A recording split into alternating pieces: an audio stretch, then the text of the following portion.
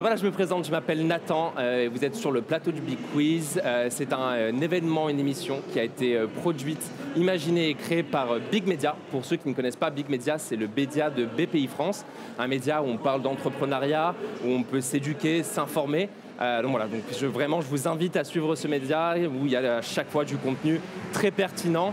Voilà. Aujourd'hui, comment ça va se passer? Ça va être très très simple.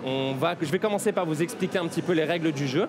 Et après ça, je vais présenter nos deux mentors. Et puis tout le monde aura l'occasion de se présenter aussi.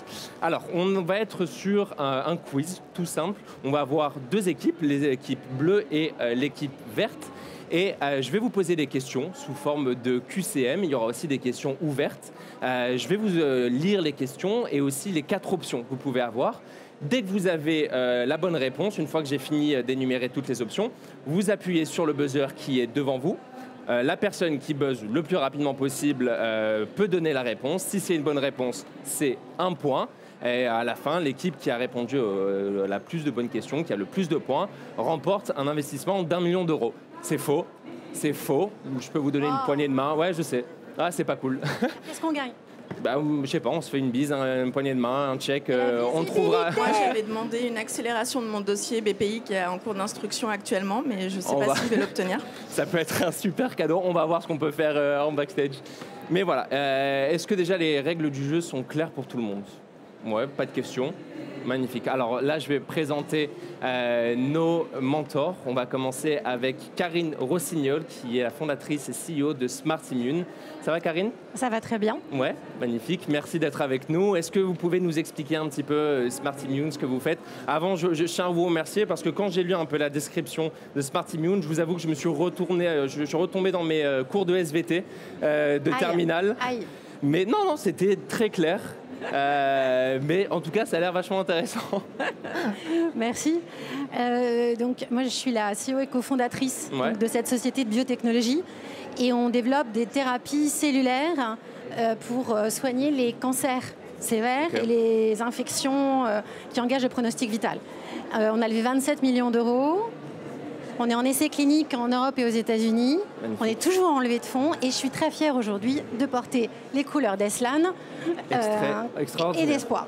Ça fait combien de temps que vous travaillez, que vous avez lancé ça, par curiosité?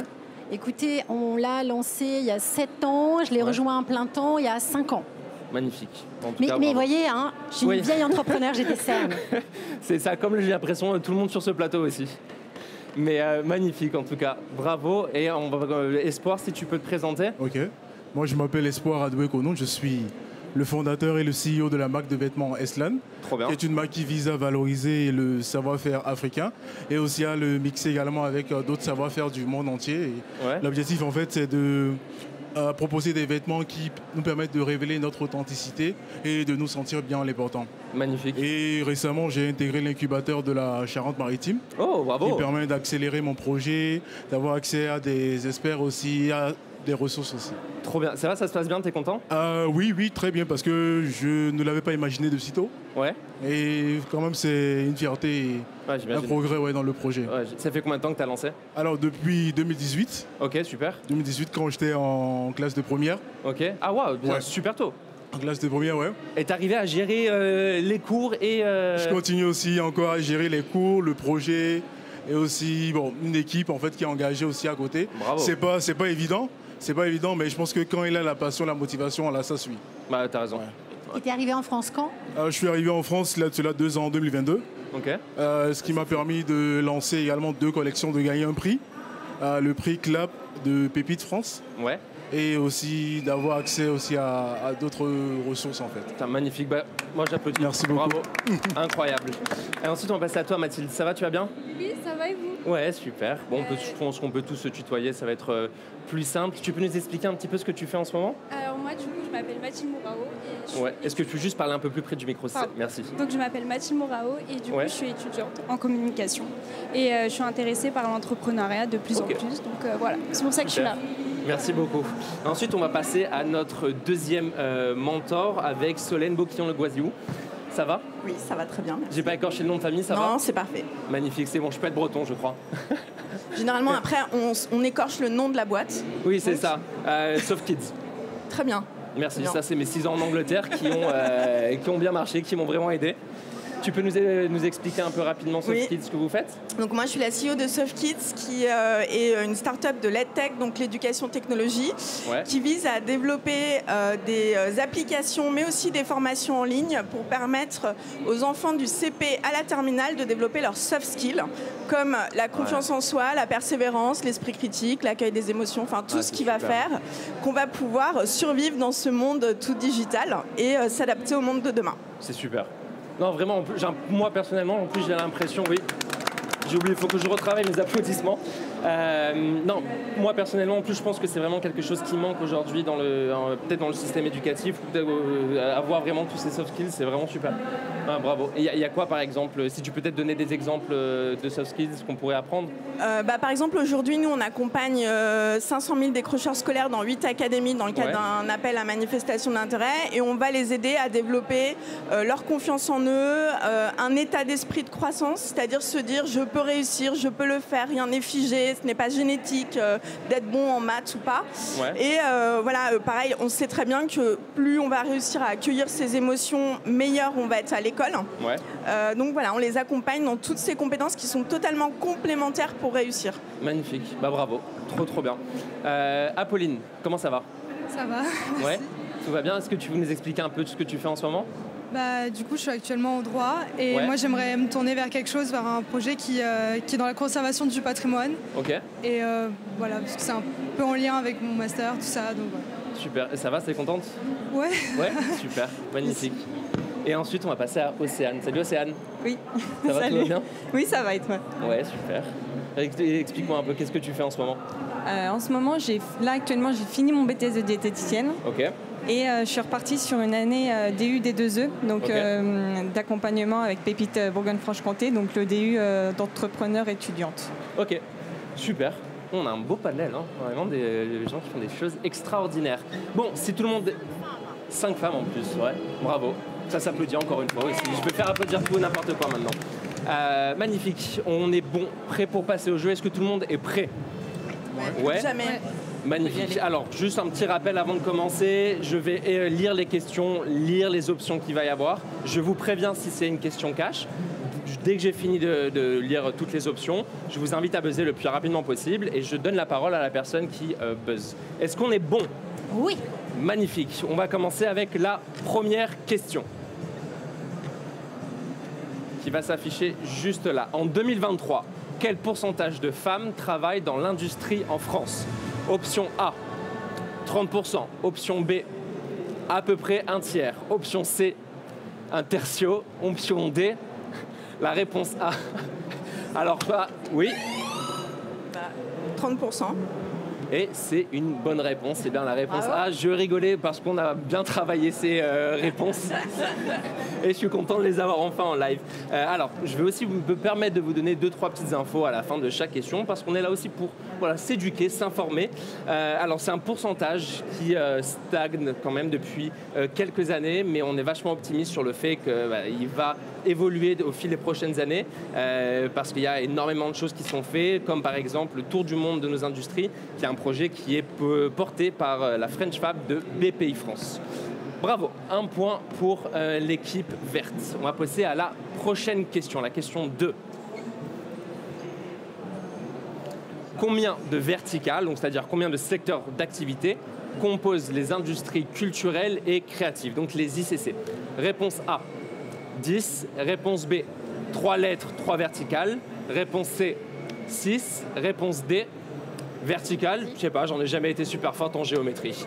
Oui, l'équipe bleue. Et la bonne réponse, c'est pas ça. Attention, option pour vous. Il a dit 6. T'as dû... Attends, tu as dit 10, la réponse A, et c'est une bonne réponse. Ah non, pardon, c'est pas une bonne réponse. Autant pour moi. C'était pas 10. Ouais. 6. C'est 6, c'est ça, exactement. La bonne réponse. J'adore faire des fausses espoirs aussi. Je suis désolé, mais c'est la bio comme ça. Des fois, on pense, mais c'est faux. Alors ouais, il y a 6 verticales, à savoir le cinéma, l'audiovisuel, la mode et la création, les jeux vidéo, l'édition, l'art visuel et l'art de vivre, et musique et le spectacle vivant. Je vais en profiter pour vous poser une petite question perso. Est-ce que vous avez un livre, par exemple, un livre de chevet, un livre que vous aimeriez recommander aujourd'hui?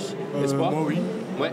Le livre s'appelle The Diary of a CEO de Stephen Bartlett. Okay. C'est l'auteur du podcast The Diary of a CEO, un podcast britannique qui parle d'entrepreneuriat, de tout ce qui a rapport avec ça, aussi de développement personnel à côté également. Il est super, je l'ai lu aussi, il est vraiment top. Karine, vous avez un livre à recommander? Ouais, mais moi je suis chionnette, ça n'a rien à voir avec l'entrepreneuriat. Quoique, Le sel de la vie de Françoise Nourricier. Françoise Nourricier, c'est la première femme qui a été élue comme membre permanent du Collège de France. C'était un professeur d'anthropologie. Son livre est génial. Ok, magnifique, à lire. Mathilde? Moi, je dirais L'Alchimiste de Paulo Coelho.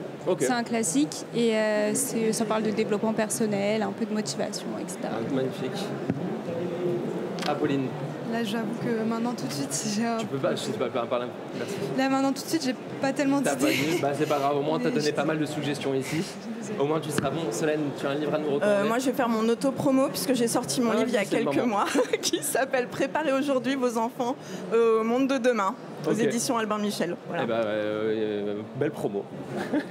On va lire. Et Océane, si tu as un livre à nous recommander? Moi, ce serait « Kiffe ton cycle » de Gaëlle Baldassari. Ouais, oui. En gros, elle apprend, parce que mon projet, je ne l'ai pas dit tout à l'heure, c'est d'ouvrir mon cabinet de diète avec une salle de sport adjacente pour accompagner les femmes de la prépuberté à la ménopause avec les variations hormonales. Et en fait, ce livre est le personnage en lui-même est très inspirant et donc le livre l'est tout autant. Magnifique, ça fait plein de belles suggestions que je vais rajouter dans mes notes et qui vont rester dans mes notes. Je pense que je ne... Et on va passer à la prochaine question. Alors ici, ça va être une question cash. Ça veut dire que je ne vais pas vous donner d'énoncé. Vous allez répondre directement. Vous allez buzzer et me donner une réponse directe. Est-ce que vous êtes prêts? Oui. Magnifique. Alors, la question est simple. Qu'est-ce qu'une start-up de la Deep Tech? Oui. Une start-up de la Deep Tech est une start-up qui développe des produits de rupture, capables de créer de la valeur économique dans des univers précis que sont la tech, la santé et l'ensemble des secteurs définis par le 6C. C'est une meilleure définition que ce que je me suis noté. Bravo, 1 point. Et là, on va repasser du coup à la prochaine question, donc la question 4. Là, on repart aussi sur les QCM. Okay, donc, je vais encore une fois, je vais vous lire toutes les... Ouais, sur les points, avec le micro, excuse. Et ils avaient 0. Ah, on a un petit problème technique de points. Un petit problème de points. Je veux juste... On va voir. Ouais, c'est ça. Ah non, on me dit à la régie que c'est bon. Ouais. Ça fait 2-1 maintenant, voilà, c'est bon. Non, mais c'est inversé, c'est nous qui avons 2 et c'est bon. Vous avez 2, nous on a 1. On va voir. On va se départager ça en régie. Moi, je vais les laisser voir. Excusez-moi. On va passer du coup à la prochaine question, la question 4. Est-ce que vous êtes prêts? Vous êtes avec moi? C'est bien, je vois tout le monde au taquet, je vois tout le monde là, j'adore ça. Magnifique. Alors, en Europe, en termes d'investissement, quelle est la place de la deep tech française? Oh, Espoir, il est chaud. Oui, alors attends, du coup, on va te donner des options. Mais je vois que tu es déjà chaud, donc on va te donner la réponse parce que pour voir si... on va voir la réponse pour voir s'il est vraiment... Donne-moi la réponse maintenant, on va voir s'il fait partie du truc et s'il n'est pas, on va donner la main à l'équipe verte. Du coup, je vais attendre juste les réponses. Ok. En A, on va avoir première. En B, on va avoir deuxième. Et en C, on va avoir troisième. Ou la réponse D, 72e. Je tente ma chance. Deuxième. Et c'est une bonne réponse. Bravo. Tu as été rapide, tu as été efficace. Alors, petite info, la France compte aujourd'hui 2340 Deep Tech actives avec le plan Deep Tech qui a été lancé en 2019. Et depuis 5 ans, ce plan Deep Tech, en fait, il est basé sur 3 ambitions. Donc, stimuler la création dans un objectif annuel. Donc, on va arriver au stade de 500 startups dans la Deep Tech. L'idée, c'est aussi d'accompagner la croissance et construire les leaders de l'industrie de demain. Et enfin, le dernier objectif, c'est de on va retourner chez l'orthophoniste, de dynamiser les écosystèmes d'innovation. Bravo. Là, ça nous fait 3-1 pour les Bleus qui prennent... 2-2, pardon. Ok, 2-2. On va jouer sur les points. C'est bien, vous suivez mieux que moi. C'est déjà bien. On va passer à la prochaine question. La question numéro 5. Là, encore une fois, je vais vous donner toutes les options.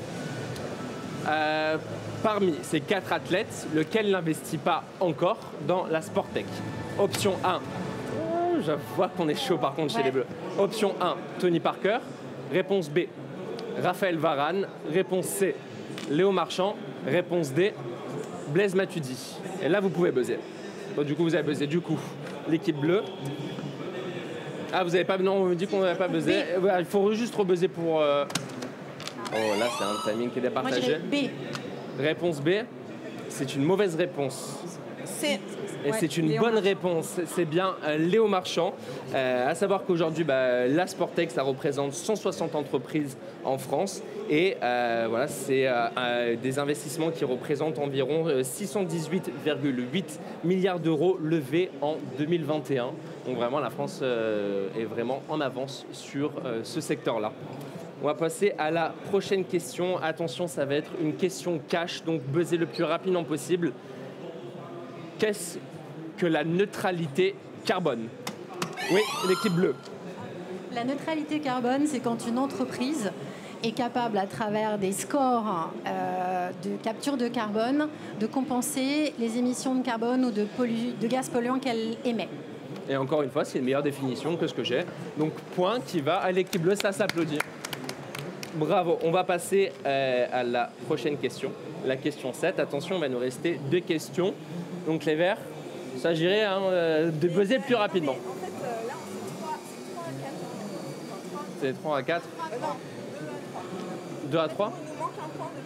2 à 3 Il nous manque un point depuis le début. Ok, vous manque un point depuis le début. Il nous manque un point depuis le début, juste. En fait, ça a été inversé. Eh bien, en tous les cas... Donc c'est 3 à 3. On va voir, donc du coup ça voudrait dire qu'on a une égalité complètement parfaite, donc du coup 2 questions pour départager, ça va être magnifique. Un peu d'enjeu en cette fin d'émission. Alors, là encore une fois, c'est une question QCM.